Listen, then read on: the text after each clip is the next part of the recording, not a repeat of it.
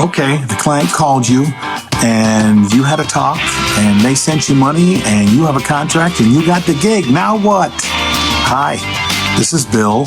This is Creative License, and thanks again for checking in on my little dog and pony show. At some point, I think I'm going to have to change the name of this because that's what people think it is now.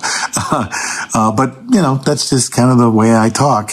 Thanks for being so nice to my sponsors. DJ Event Planner and Promo Only and Perfect Portals and Electro Voice and DJ Disc Jockey News and the entertainment experience. We all appreciate you reaching out to us and saying nice things and thank them for this little podcast if you like it. And do me a favor, tell people, would you? I'd appreciate it.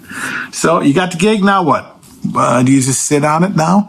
Do you put the retainer in the bank and then put the contract in the drawer and then forget about it? Because that is one way to go. But you're missing out on a bunch of opportunities to create an experience for your clients that will have them raving about you before you play the first note at their event. Because they just put down some money on something. And if you are getting paid well, they put down a lot of money on something. And then you don't talk to them for 6 months, 8 months, maybe even not until a few weeks before the wedding. That would have me a little antsy. And then my experience is not as great.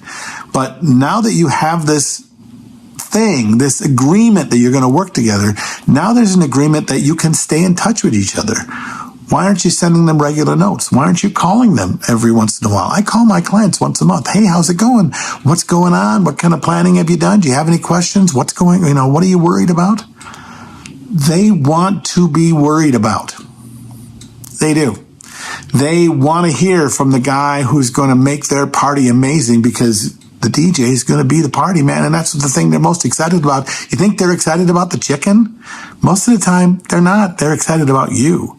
But if they get excited, they put money down, and then they don't hear from you, it kind of sours their experience.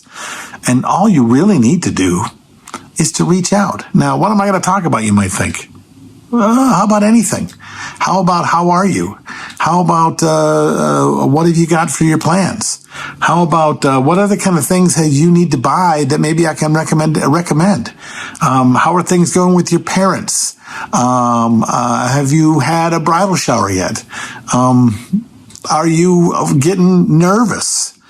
Or just maybe talk to them about the things that you talked to them about in the initial consultation. Hopefully you talk to them a little bit about something other than the fact that they're hiring a DJ and you're going to play music for them. But I mean, that's okay.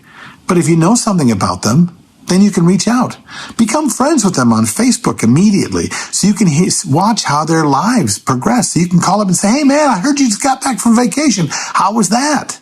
Hey, I saw that you went to a wedding of a friend. How did that wedding go? Did you see anything in that wedding that you wanted to talk to me about?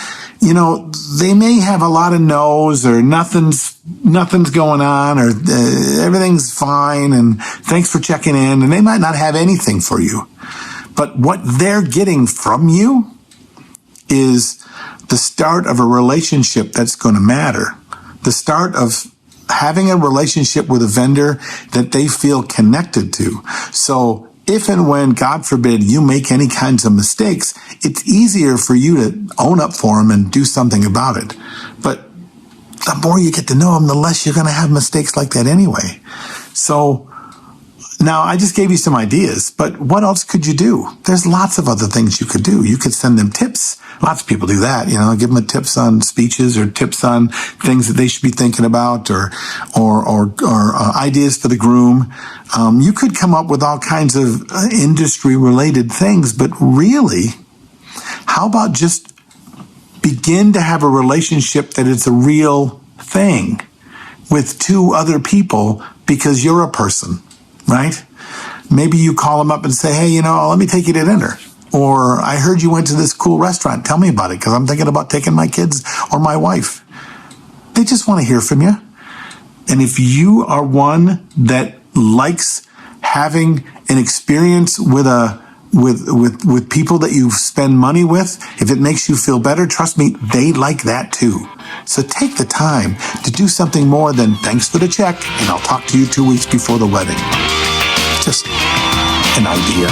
What do you think? This is Bill. This is Creative License, and I'll see you next week.